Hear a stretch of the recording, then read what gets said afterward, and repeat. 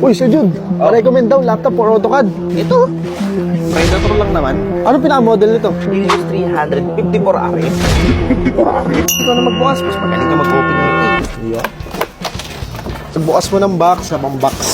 Napakabenta nito. Ano, kakaubos na ng 50 pieces. Magpadala na naman ng 70 pieces. Mabilis, maubos to. Alam niyo na, pag bibili kayo ng malakas na laptop, malaki yung charger niyan. Sa screen pa lang, panalo ka na. 165 Hz yung refresh rate. Yung processor dito, mga boss, is i5 RTX 3060 na to. Kaya kung gagamitin mo pang AutoCAD, 6 GB na, di ba? Goods na to, boss. Dagdag pa natin yung 8 GB DDR5 na RAM.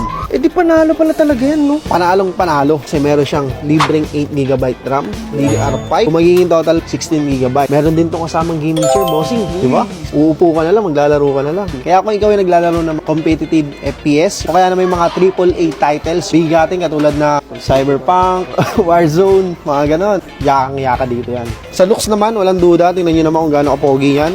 Pagka nilabas mo to sa bag mo, no? Siguro, ito pinaka-poging-pogi dun sa school nyo, no? May logo ng Predator, no? Ito yung exhaust niya.